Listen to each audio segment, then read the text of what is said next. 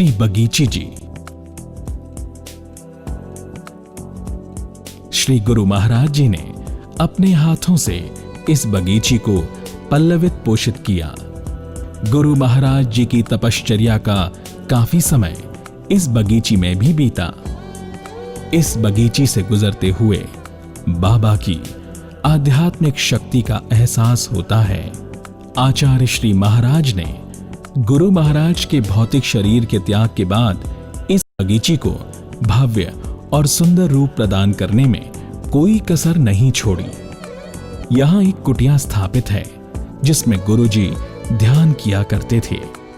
आजकल यहाँ आचार्य श्री आध्यात्मिक चर्चा किया करते हैं।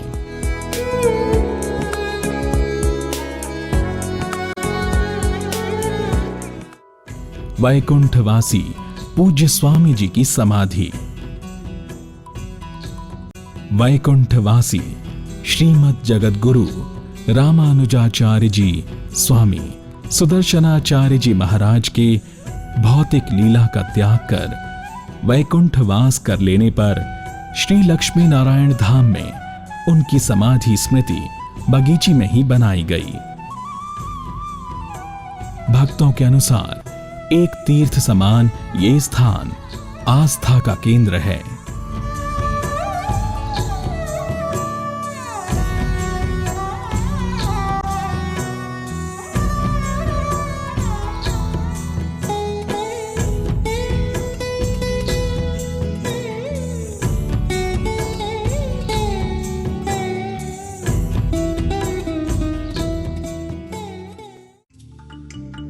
स्वामी सुदर्शनाचार्य पुस्तकालय। स्वाध्याय और अध्ययन से व्यक्ति की सोच विकसित होती है, ऐसा मानने वाले वैकुंठवासी श्रीमद् जगद्गुरु रामानुजाचार्य जी स्वामी श्री पुरुषोत्तमाचार्य जी महाराज ने भक्त जनों के पठन पाठन के लिए पुस्तकालय की स्थापना की है। पुस्तकालय में 10,000 से अधिक पुस्तकें पठन पाठन के लिए उपलब्ध हैं।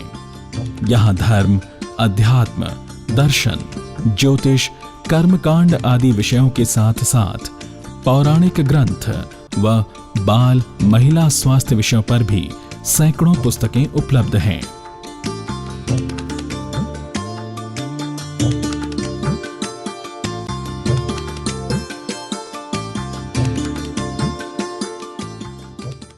पुस्तकालय आश्रम के अंदर है, जिसमें हजारों पुस्तकें, वेद ग्रंथ, सभी तरह की पुस्तकें रखी गई हैं। जो भी आदमी अध्ययन करना चाहता है वो अध्ययन कर सकता है, वो सबके लिए खुली हुई है। स्वामी सुदर्शनाचार्य वेद वेदांग संस्कृत महाविद्यालय। स्वामी सुदर्शनाचार्य वेद वेदांग संस्कृत महाविद्यालय की स्थापना की। इसमें शास्त्रीय स्तर की शिक्षा श्री वैष्णवों को दी जाती है।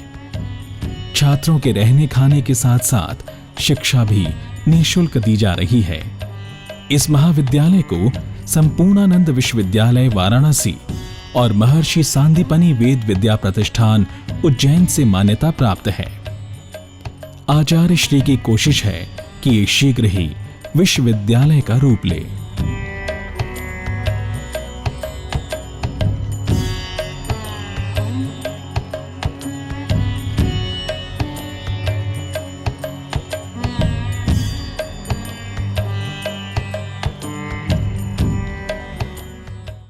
यहाँ संस्कृत महाविद्यालय की स्थापना की गई कि आज की वेदों की और संस्कृति की रक्षा के लिए, संस्कृत को बढ़ावा देने के लिए, कि बच्चों में संस्कार आए, अध्यात्म और धर्म को बढ़ावा मिले, इस उद्देश्य को रखते हुए संस्कृत महाविद्यालय की स्थापना की, जो विधिवत चल रहा है। हम बच्चों से निःशुल्क उनको पढ़ाई करवाते हैं, कोई फीस नहीं लेते। उनका रहना खाना पीना सब आश्रम वहन करता है। और इसका उद्देश्य ये है कि जो लोग धर्म से दूर हो रहे हैं, संस्कृत से दूर हो रहे हैं, संस्कृत और वेद को बढ़ावा मिले, इसी उद्देश्य से ये कार्य कर रहे हैं। श्री नारायण गौशाला। गोवंश के संरक्षण हेतु श्री नारायण गौशाला स्थापित की गई है। इस गौशाला में सैकड़ों गौवों की प्रसन्नता पूर्वक सेवा कर भारतीय संस्कृति का एक अद्भुत नमूना पेश किया जा रहा है।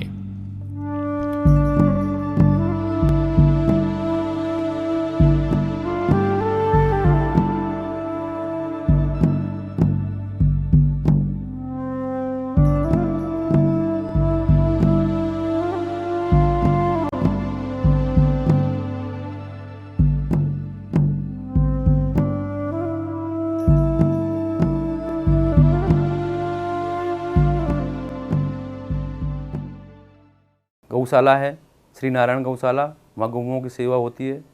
400 करीब गाय हैं जिनकी सेवा चल रही है निरंतर। वास्तव में महाराष्ट्री ने जिस कामना से एक पौधे के रूप में इस धाम की स्थापना की, वो आज एक वट वृक्ष का रूप ले अपार जनमानस को जीवन के संताप में अध्यात्म की अनूठी छांव प्रदान कर रहा है। आज श्री सुदर्शनाचार्य जी महाराज के ब्रह्मलीन होने के बाद भी ये अभियान थमा नहीं है। शास्त्रों में उल्लेखित है कि आत्मा वैजायते पुत्रः, अर्थात पिता की आत्मा पुत्र के रूप में गुणों से युक्त होकर इस धराधाम पर अवतरित होती है और इसी का साक्षात स्वरूप है श्री सिद्धदाता आश्रम के वर्तमान आचार्य जगत गुरु रामानुजाचार्य स्वामी श्री पुरुषोत्तमाचार्य जी महाराज। मेरा सौभाग्य है कि मैंने उनके पुत्र के रूप में जन्म लिया। मैं उनका पुत्र भी हूँ और शिष्य भी हूँ। तो बाल्यकाल से ही मेरी रुचि धर्म आध्यात्मिक में रही है, कि परिवार में मैंने देखा है तो वही मैंने किया। शुरू से ही मेरी रुचि अध्यात्म में रही, पर मैंने पढ़ाई कभी वेद विद्यालय या पाठशाला में नहीं की। मैंने अपना जो पढ़ाई जयपुर पढ़ाई पूरी की, M.Com किया। उसके बाद गुरुजी की सहायता या उनकी सेवा के लिए मैं यहाँ पे फरीदाबाद आ गया और उनके साथ सेवा करता रहा। आश्रम की व्यवस्थाएं मैं देखता रहा और उसके पश्चात गुरुजी 2001 में बीमार हो गए, तो 7 साल तक उनकी सेवा की अस्वस्थता की स्थिति में।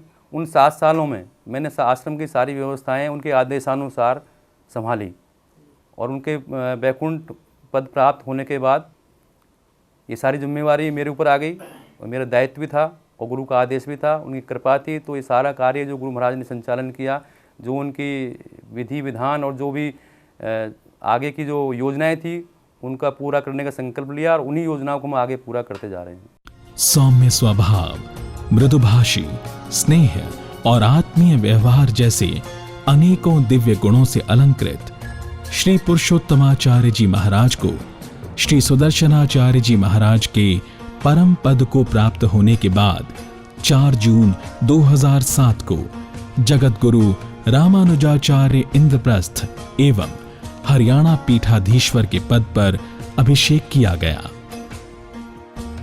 तब से लेकर आज तक श्री सुदर्शनाचार्य जी महाराज के इस ज्येष्ठ पुत्र ने एक सच्चे गुरु भक्त के रूप में आश्रम के सर्वांगीण विकास एवं वैष्णव धर्म प्रचार को एक नया आयाम प्रदान किया है। 23 अप्रैल 2007 में भगवान की प्रतिष्ठा हुई। उसी समय में जितने भी देश विदेश से साधु संत, जगत गुरु त्रिदंडी स्वामी, जीयर स्वामी, सब महानुभाव पधारे हुए थे। सभी ने मिलकर उत्तराधिकारी मुझे घोषित किया और ये सारा वजन मेरे ऊपर डाला कि आगे व्यवस्था आपको देखनी है। तभी से मेरे मन में संकल्प पैदा हो गया कि गुरुजी के आशीर्वाद से कि इस कार्य को मुझे आगे बढ़ाना है। 4 जून 2007 गुरु महाराज के वैकुंठ पद होने के बाद सभी संतों ने मिलकर जगत गुरु रामानुजाचार्य की उपाधि से मुझे अभिषिक्त किया।